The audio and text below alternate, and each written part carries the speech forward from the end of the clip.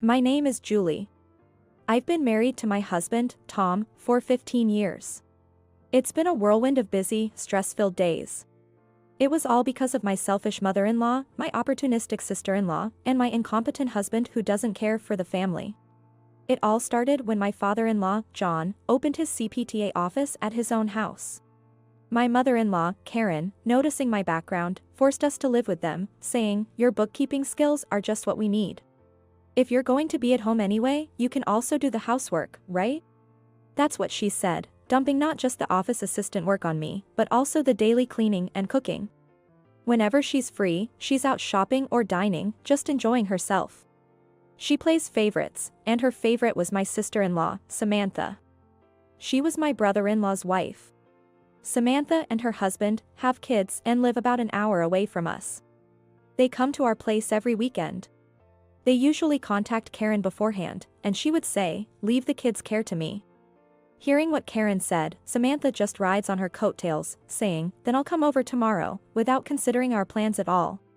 Following Karen's words, "Make yourself at home," Samantha dumps her kids on me and does nothing herself. We have a daughter, but they have 3 boys. The amount of food they eat is a nightmare.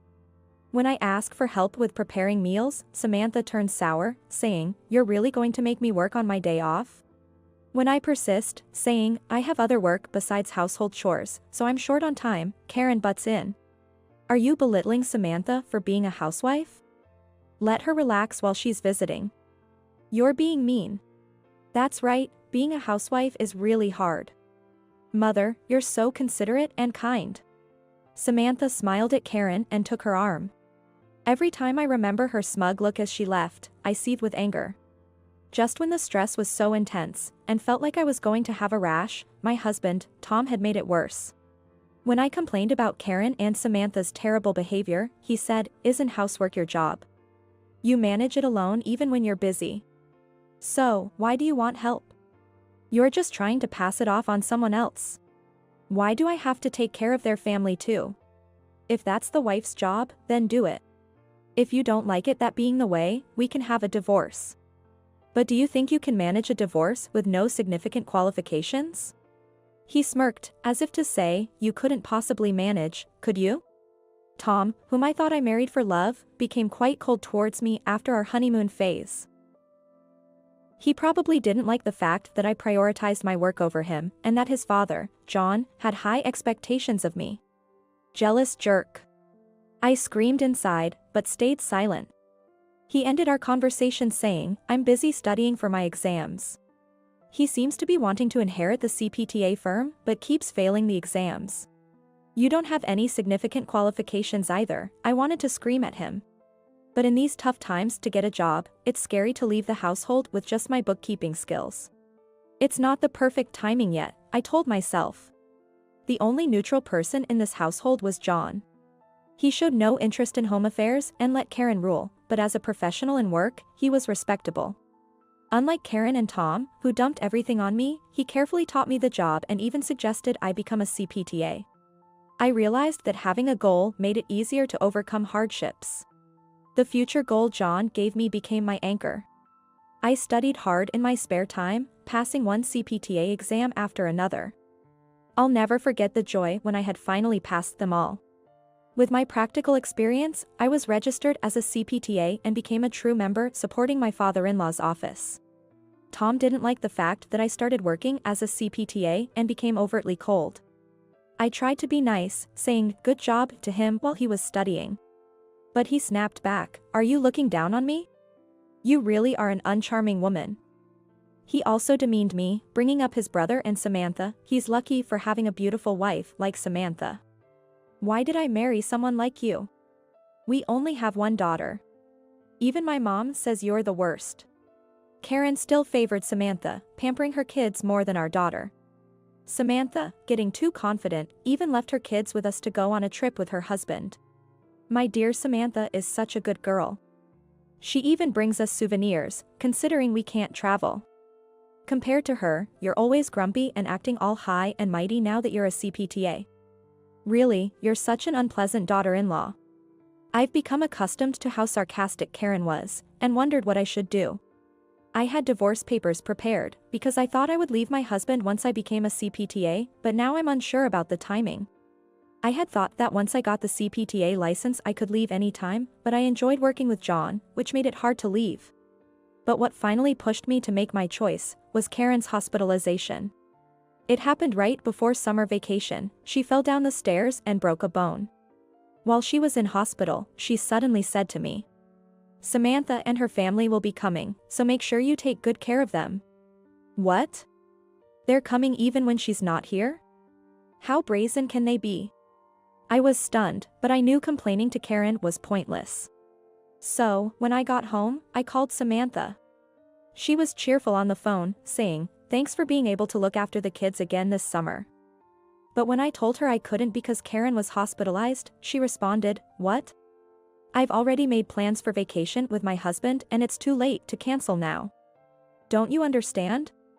Are you that stupid?" Her attitude changed drastically and mocked me. I snapped back at her, "That's my line. Every year, you don't think about others and just do as you want. I have work and I'm busy. But still, you want to leave your kids with us while you go on a long vacation with your husband? Don't be ridiculous. You're not allowed to come." Samantha was silent for a moment after my retort. Then she said, "What's with that attitude? Mom hates you anyway. I'm telling on you," and hung up. As expected, she immediately tattled to Karen, and now Tom. Tom called me in, saying, "I heard you told Samantha not to come to our house. You are really the worst. You've really disappointed me this time. A heartless woman like you deserves a divorce." Who's the worst here? Just then something in me snapped. Wait, I had been waiting for this day, a chance to make my choice. Fine. I agree on getting a divorce. I calmly started to fill in the divorce papers I had prepared. "What are you doing?" Surprised by my readiness, he was speechless. "I'm going to send them to court. What else do you think?" Shaken back to reality by my words, he rushed out of the room. While leaving the room, Tom shouted at me, "Even if you beg and cry, I won't take back what I said." After that I went to see John. I explained everything to him, and he said, "I'm sorry for all the stuff you've been through." I never felt resentment towards him, even though he had never defended me. All I can do is wish you well on your new journey. Perhaps John felt guilty towards me. Since Tom refused to discuss anything about the divorce, John helped me with child support and property settlement. And finally, by the time things had settled down, 6 months had passed. I was busy opening my own private office when I received a message from Tom that said John had been hospitalized. The diagnosis was terminal cancer. When I rushed to the hospital, Tom, Karen, my former brother-in-law, and his wife Samantha were there. Seeing me, Karen said with a smile, "Oh, Julie, it's good to see you well. With John like this and the office to worry about, don't stay mad forever. Come back to us." Tom, trying to sound sweet, said, "I'll forgive you if you apologize. So, come back home." "No thank you. I'm just here to visit today." Unable to hold back, Samantha burst out. "They're asking you kindly, and you're still so cold. Let's not rely on someone like Julie, especially now that the office is in danger." "Samantha!" Karen and Tom exclaimed, turning pale. But I had already guessed their motives. "Stop it. It's shameful. You've realized her worth too late," John said quietly, having watched the disgraceful scene in silence. "But without Dad, what will happen to the office? How will we live?" Tom lamented. "You're being pathetic, a man over 40 whining like that. It's your responsibility now. Julie is no longer family to us. But, that divorce doesn't count. Julie needs the office too. Who else would hire a woman like you?" Tom ranted, still out of touch with reality. John sighed heavily. "Julie has made it on her own. She has many clients who rely on her. She's a fully qualified CPTA, unlike you, who still hasn't passed half the exams." Tom was at a loss for words at that comment. It seemed like John was aware of his own condition, or perhaps to celebrate my new beginning, had explained the situation to the clients I handled and arranged work for me. Thanks to his support, I was able to start on preparing my own office. Really, Tom is such a hopeless child. Karen remarked, sensing that her son was at a disadvantage. Then she pulled at my sleeve, saying, "Hey, Julie, I think we can be close again. I've been having trouble with my leg since the injury. I need rehabilitation, and it's hard to manage things at home with this leg. Please come back. Why don't you ask Samantha for help with rehabilitation?" When I coldly dismissed the idea, Samantha snapped back on behalf of Karen. "I'm busy with housework, I don't have time for that." Karen was shocked by Samantha's immediate refusal. "Samantha? I'm not going to take care of an old person. I hate that kind of thing." John burst out laughing at her frank aversion. "You've been spoiled by my wife all this time, and yet you dare to say Julie is cold-hearted. I don't even want to see your face, please leave." Samantha's face turned pale, and John then turned to his wife. "You're such a fool, keeping such a daughter-in-law around, and losing a capable and reliable one like Julie. Why don't you apologize and ask this useless daughter-in-law to take care of you?" John's biting words left his wife speechless. As I stood there in shock, John said, "When you realize your time is limited, you find the courage to speak your mind." He chuckled at his own words. After that day, I continued to visit John in the hospital. Tom eventually had to close the office. He seemed to be struggling to find a job at his age. Karen's leg got worse. She having limited outings and not being able to do the housework, she forced Tom to do it all. Tom being incapable of managing, their home was a mess. They must be having a hard time.